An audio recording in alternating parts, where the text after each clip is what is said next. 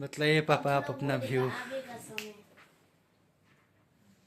नेपाल आके कैसा लग रहा है? नेपाल आने पर तो लगता है कि इससे बढ़ के कोनो स्टेट या कहीं मैंने कोनो दूसरा ऐसा सुंदर नहीं हुआ हमारे समझ से। ये बहुत सौभाग्य की बात है कि हम लोग पूरा परिवार के साथ ही आके सबको एक साथ घूम के और देख के और इसका आनंद उठा लिए। सबसे ज़्यादा मज़ा कहाँ आया? सबसे मजा पशुपति एथी में अभी गोपेश्वर थी कौन एथी में गए थे हम लोग जहाँ गोपेश्वर धाम, ना मुक्तिनाथ हाँ, जो सबसे ऊपर मुक्तिनाथ गया। धाम टॉप नंबर में, 1 नंबर में मुक्तिनाथ धाम हम लोग को सबसे सुंदर लगा, जो दुनिया में एक अजीब से देखने को मिला। उसके बाद हम लोग पशुपतिनाथ आए। पशुपतिनाथ भी बहुत ही सुंदर लगा। कल अंदर से दर्शन करना अंदर है। से दर्शन किया जाएगा। अब एक बाहर शक्ति पीठ था। एक शक्ति पीठ था, वहाँ पर भी हम लोग बहुत अथाह भीड़ था। वहाँ भीड़ का कोई सीमा नहीं था। उसमें गुजरते हुए निकलते हुए हम लोग वापस आ गए हैं। अब डेरा पर आ गए हैं और डेरा पर आज आराम करेंगे हम लोग। आज सुबह निकल के पशुपतिनाथ का दर्शन करके उसके बाद पुनः हम लोग लौटने का प्रोग्राम रखेंगे। और कुछ बोलना चाहेंगे? और ऐसा और ठंडा का भी एक्सपीरियंस बता दीजिए कि कब आपको ठंडा लगा था? ठंडा को वहाँ जाति पर मुक्तिनाथ धाम के नज़दीक में जब हम लोग होटल में गए तो गाड़ी से उतर के होटल में पहुँचते पहुँचते हमको रजाई से भी जार नहीं गया कुछ समय के लिए। उसके बाद धीरे धीरे मेरा फिर स्वेटर एथी वगैरह पर है, इनर गरम वगैरह। कपड़ा पहने और उसके बाद कपार में गमछी बांधे और तब रजाई ओढ़ के सोए। कुछ समय के बाद हमको महसूस हुआ कि हम ठीक है। तो इतना ठंडा लगा कि हमको लगा कि अब बचना मुश्किल है। वो गाड़ी में से निकल के डेरा पर आने में ही इस तरह का मुक्तिनाथ धाम में हम लोग को महसूस हुआ। और जो दो पब्लिक मिला था आपसे, वो बाप बेटे लोग क्या दो बोल रहे थे? पब्लिक मिले थे, बाप बेटे। वो थे भी एथी के यहीं काठमांडू के थे सर। वो लोग भी कहे कि यहाँ पर एक बार चले आने के बाद घूम के दर्शन करके घूम के जो आ जाता है उसको 4 वर्ष आयु बढ़ जाती है।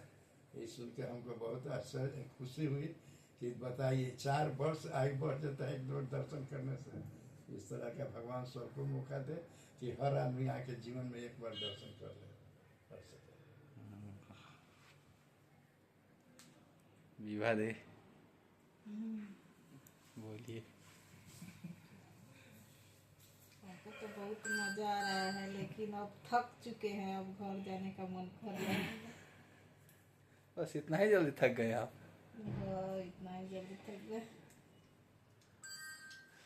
विक्रम भाई कुछ भी जो जी में आए, कुछ कहना है कुछ भी। तो सबको को टूर करवाते हैं, घुमाते हैं। सब लोग खुश है तो हम भी खुश हैं। इनके विषय में तो कहवे न कि ऐसे ऐसे खतरनाक जगह चला जाए जो कभी स्वप्न में भी नहीं आदमी सोचा था कि इस तरह विक्रम को एक्सपीरियंस हो गया है। ये हमको उम्मीद नहीं था कि इतना एक्सपीरियंस कभी भी होगा जो आज हमारे सामने देख लिए इसका ड्राइविंग। और उस आकाश में कितना हजारों कई हजार फीट ऊंचाई पर जहाँ रास्ते नहीं संकीर्ण लगता था, दूर से लगता था कि रास्ता ब्लॉक है, वहाँ पर भी जाते जाते साइड लेफ्ट या यू के आकार में इतना टेढ़ा मेढ़ा रास्ता था कि हम लोग दिमाग चकरा देता है कि कब कहाँ गाड़ी उलट जाए चाहे ही हो जाए। लेकिन वहाँ पर भी विक्रम जहाँ सा सेकेंडों के लिए कहीं भी नहीं बेचराई हुआ है। ऐसे भगवान सबको मौका दें और सबको ऐसा सीख दें कि इस तरह की जानकारी बहुत बड़ा चीज़ है दुनिया में। इतना उम्मीद नहीं था जो विक्रमा के ड्राइवरी का जो नॉलेज होगा, हमको विश्वास वही था, लेकिन हमारे साथ गुजर गया तो देख लिए कि इस तरह के ड्राइवर से हमको जीवन में मुलाकात नहीं हुई थी नॉलेज के लिए। हाँ, जानकारी वाले ड्राइवर। अमलेश ब्रदर, पहले तो प्रोग्राम सिर्फ मुक्तिनाथ का था, लेकिन मेरे कहने पे प्रोग्राम पोखरा का ही बना। उसके बाद फिर प्रोग्राम वापस घर जाने का था पोखरा के बाद। फिर भैया के कहने पे प्रोग्राम काठमांडू का बन गया। हाँ, ऐसा ही धीरे धीरे करते 3-4 दिन का था, वो एक्सटेंड होकर 5 दिन हो गया। और इन दिनों में बहुत अच्छा लगा घूम फिर के। जाहिर सी बात है कि घूमना एक एडवेंचर वाला लाइफ है, घूमने से बहुत कुछ सीख मिलती है, बहुत अच्छा लगा। निशा घूम के बहुत अच्छा लगा, लेकिन तबीयत खराब हो गया है। और क्या? हाँ, और कुछ? क्या हो गया? चलो गूगल, अब तुम्हारी बारी। हाँ, घूम के अच्छा लगा, लेकिन क्रिकेट खेलने का नहीं मिला। तुम्हारे साथ का कोई तो कोई था नहीं जो क्रिकेट खेलता। हाँ? यहाँ पे तुम्हारे साथ का भी तो कोई बंदा नहीं दिखा जिसे क्रिकेट खेलता तुम्हारे हाँ, साथ। तो वही। और एक और चीज, हाँ, वो क्रिकेट का यहाँ पे कुछ सामान भी नहीं मिला। अच्छा, उसको खरीदने के लिए आए हुए थे यहाँ पे? नहीं, फिर घूमने के लिए। तो घूमने के लिए आए थे, तो फिर क्रिकेट का कहाँ से आ गया सामान बीच में? बीच में हम्म। मैं सोचा था कि ओए घूमना छोटू, भी और कहाँ साथ चला? वो भी कर- चलो, अब तुम्हारी बारी।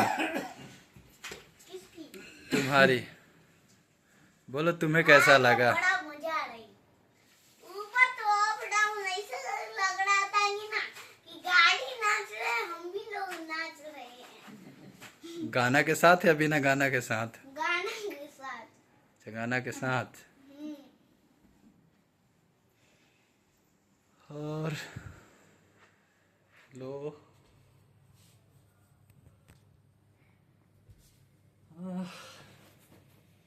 हम क्या बोला कि जब भी कहीं हम लोग टूर पे जाए तो फुल फैमिली के साथ जाए और हर एक पल को एंजॉय करें, क्योंकि हम लोग कहीं ना कहीं ये सोचते हैं कि चलो ठीक है ये छोड़ देते, अगला बार आएंगे तो उसको भी कवर अप कर लेंगे। बट मेरे समझ से कि जो एक बार वक्त निकल जाता है वो दोबारा वापस नहीं आता।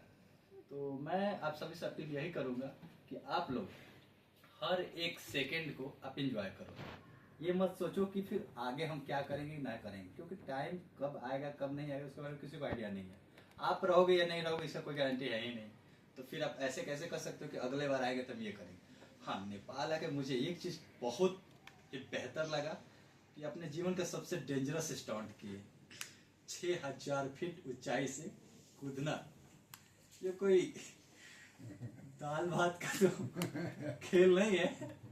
पहले तो मुझे भी लगा पता नहीं उतना ऊपर से कूदेंगे तो बचेंगे भी या नहीं, बट एक बार टेक ऑफ करने के बाद में ऐसा लगा था जैसे मानो कि जैसे बाज उड़ रहा हो, उस तरह से आराम से बैठे हुए थे और जस्ट हवा के झोंके के साथ में फ्लाई कर रहे थे। जस्ट आप कह सकते हो कि पानी के धार के साथ में बहना, और उस तरह से पूरा वहाँ पे हम लोग आकाश से सारा व्यू देखे, बहुत ही प्यारा लगा। हर जगह हरियाली है, हर जगह पहाड़ है, कहीं ऊंचा है कहीं नीचा है, कहीं बादलों में भी गए हुए थे हम। ये चीज़ मेरे लिए कुछ ज़्यादा ही क्या बोले उसे, फैंटास्टिक मोमेंट था। ऐसा लग रहा था कि आज मैं ऊपर आसमान नीचे। ये बट गाना है, बट रियल में मेरे साथ ऐसा ही हुआ था। और उसके बाद में करने के बाद फिर हम लोग हर जगह घूमने गए। मतलब लगभग अगर देखा जाए तो नेपाल को हम लोग हर जगह से घूम लिए हैं। अब हम लोग कह सकते हैं कि अप्रोक्सीमेटली नेपाल पूरी तरह से कवर अप हो चुका है।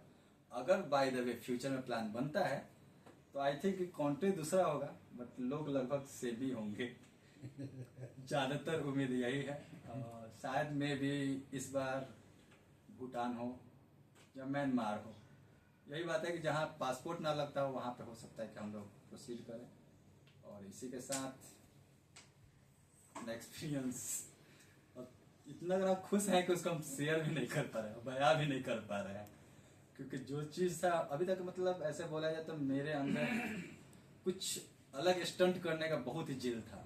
शुरू से ही सोचता रहा हूँ कि करूँगा करूँगा, बट कॉलेज तक भी ऐसा कुछ नहीं किया। जिप लाइन का भी था, फिर से स्कूबा डाइविंग का था, पैराग्लाइडिंग का था, उसके बाद पूलिंग का था।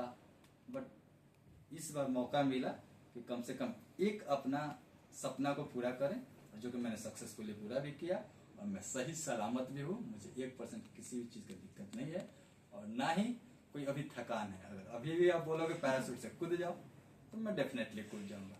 अब मेरा सबसे बड़ा वाला सपना ये है कि जो होता है ना वो बड़ा वाला फ्लाइट, या हेलीकॉप्टर जो सबसे ऊपर ले जाके और वहां से जंप करना होता है, उस समय आपको मिलेगा एक एक्सपीरियंस जिसको बोलते हैं फ्री फॉल।